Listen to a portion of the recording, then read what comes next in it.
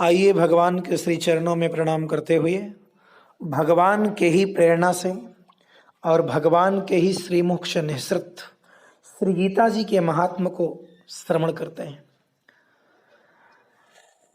गीता अर्थात श्रीमद् भगवत गीता विश्व के सबसे बड़े महाकाव्य महाभारत के भीष्म पर्व का एक अंश है। भगवत गीता भगवान कृष्ण द्वारा कुरुक्षेत्र युद्ध में दिया गया दिव्य उपदेश है। जब अर्जुन मोहग्रस्त होकर किंग कर्तव्य विमूढ़ की स्थिति में पहुंच चुके थे, तब अर्जुन को पुनः कर्तव्य में स्थित करने के लिए अर्जुन को केंद्र में रखकर भगवान ने अपनी अमृतमयी वाणी से समन्वित उपदेश अर्जुन को दिया। वही उपदेश ही गीता है। श्रीमद् भगवत गीता भगवान की साक्षात दिव्य वाणी है। अतः श्री गीता जी के श्लोकों को मंत्र का दर्जा प्राप्त है। सर्वोपनिषदो गाओ दोग्धा गोपाल नंदन पार्थो वत्स सुधी भोक्ता दुग्धम गीतामृतम महत। इसका अर्थ है सारे उपनिषद गाय के समान हैं। अर्जुन गाय के बछड़े के जैसे हैं और भगवान कृष्ण ही इन उपनिषदों का दोहन कर उसका अमृत अर्जुन को पिलाते हैं। जिस तरह कोई व्यक्ति गायों को दुहकर उसका दूध उसके बछड़े को पिलाए, इसी तरह सारे उपनिषदों का निचोड़, सारे उपनिषदों का सार, उनका तत्व निकाल कर ही श्री गीता जी के रूप में भगवान कृष्ण ने अर्जुन को पिलाया और अर्जुन के माध्यम से सारे संसार को प्राप्त हुआ। ये महत्व है और भगवान की अपनी बाणी है श्री गीता जी। अब श्री गीता जी के महात्म को बताने वाला संसार में कौन है? फिर भी भगवान ने खुद श्री गीता जी के महात्म के बारे में जो कुछ कहा है, भगवान व्यास ने गीता जी के महत्व के बारे में जो कुछ कहा है, उन्हीं पद चिन्हों पर चलने का हम भी एक प्रयास कर लेते हैं। बाकी तो भगवान स्वयं कहते हैं अर्जुन से गीता जी के बारे में कि गीता मेरी हृदय है, गीता में हृदयम पार्थ, यह मेरा हृदय है। और भगवान के हृदय की विशालता की थाह कौन लगा सकता है? अर्थात श्री गीता जी के महात्म का वर्णन करना किसी के सामर्थ्य में नहीं है। फिर भी भगवान व्यास ने, स्वयं भगवान ने गीता जी के महात्म के बारे में जो कुछ कहा है, बस कुछ वैसा ही यहाँ बताने का प्रयास किया जा रहा है। गीता के बारे में तो बड़ा स्पष्ट व्यास जी कहते हैं, गीता सुगीता कर्तव्या किमन्नेह शास्त्र संग्रह या स्वयं पद्मनाभस्य मुख पद्माद्विनी श्रिता। अर्थात गीता का ही भली प्रकार से श्रवण मनन कीर्तन पठन पाठन और धारण करना चाहिए। अन्य शास्त्रों की संग्रह करने की जरूरत क्या है? क्योंकि श्री गीता जी स्वयं पद्मनाभ भगवान के साक्षात मुख कमल से निकली हुई हैं। भगवान ने स्वयं गीता के विषय में कहा है कि मैं गीता के आश्रय में रहता हूं, गीता मेरा श्रेष्ठ घर है, गीता के ज्ञान का सहारा लेकर मैं तीनों लोकों का पालन करता हूं, ऐसा वाराह पुराण में लिखा हुआ है। और भगवान कहते हैं गीता श्रेयहम तिष्ठामि गीता में चोत्तमम गृहम गीता ज्ञानमुपाश्रित्य त्रिलोकान पालयाम्यहम्। गीता की महिमा बताते ही भगवान कहते हैं गीता गंगा से भी बढ़कर है। शास्त्रों में गंगा स्नान का फल मुक्ति बताया गया है। अर्थात गंगा में स्नान करने वाला व्यक्ति मोक्ष पा लेता है, जन्म और मृत्यु के चक्र से छूट जाता है। परंतु गंगा में स्नान करने वाला स्वयं तो मुक्त हो सकता है, किसी दूसरे को मुक्त नहीं कर सकता, किसी दूसरे को तारने की सामर्थ्य उसमें नहीं आती।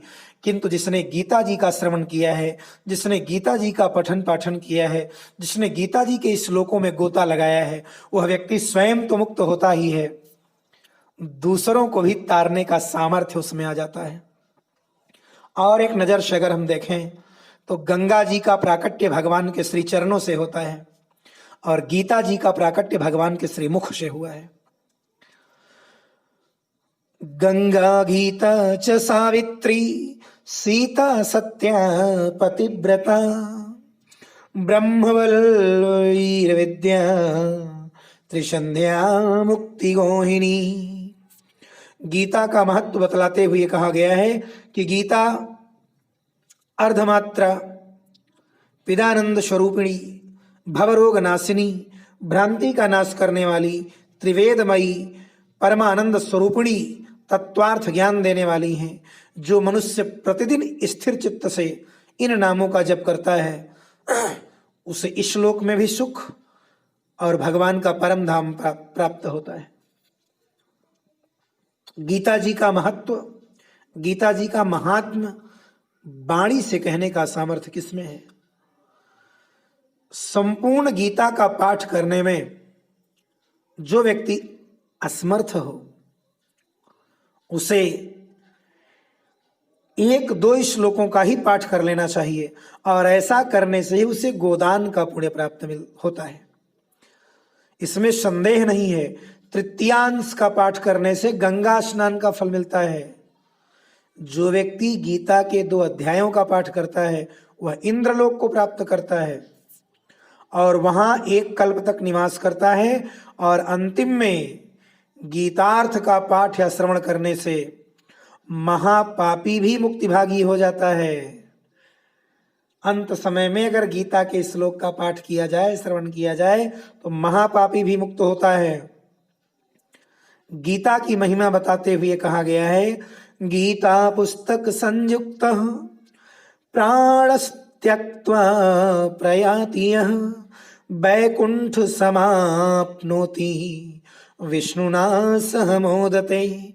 अर्थात जो व्यक्ति गीता की पुस्तक को लिए हुए, गीता जी का ध्यान करते हुए, गीता जी के सन्निकट रहते हुए प्राण त्याग करता है, वह वैकुंठ में जाकर भगवान विष्णु के साथ आनंद भोग करता है।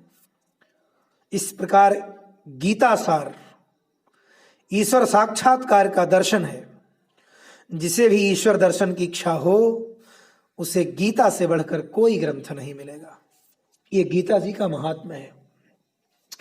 गीता जी के श्लोकों का पाठ कर लेने मात्र से करोड़ों तीर्थों के सेवन करने का फल मिलता है।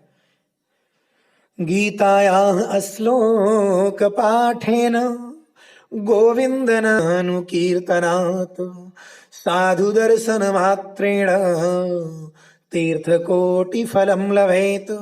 गीता जी के श्लोकों का पाठ करने से, गोविंद के नामों का कीर्तन करने से, संतों का दर्शन करने से करोड़ों तीर्थों के सेवन करने का फल प्राप्त होता है। ये गीता जी का महात्म्य है। अब गीता जी के कुछ बड़े मुख्य और बड़े ही कल्याणकारी श्लोक हैं। गीता जी के तो सारे श्लोक महत्वपूर्ण हैं। भारतवर्ष ही पवित्र है, फिर भी भारत में उत्तर प्रदेश का अपना एक महत्व है, क्योंकि भगवान राम और कृष्ण का प्राकट्य है इस प्रदेश में। वो भी अयोध्या और मथुरा का एक और खास स्थान है। इसी तरह गीता जी के सारे श्लोक महत्वपूर्ण हैं, फिर भी 5 श्लोक उसमें ऐसे हैं जिनका पाठ करने वाला, जिनका श्रवण करने वाला व्यक्ति जहां बैठता है, जहां निवास करता है, उस स्थान पर जिस व्यक्ति का प्राण त्याग हो जाए वह मोक्ष पा लेता है। उन श्लोकों की चर्चा हम आने वाले किसी वीडियोज में करेंगे। तब तक के लिए धन्यवाद। गीता जी की कृपा सारे संसार पर बनी रहे, भगवान से ही प्रार्थना।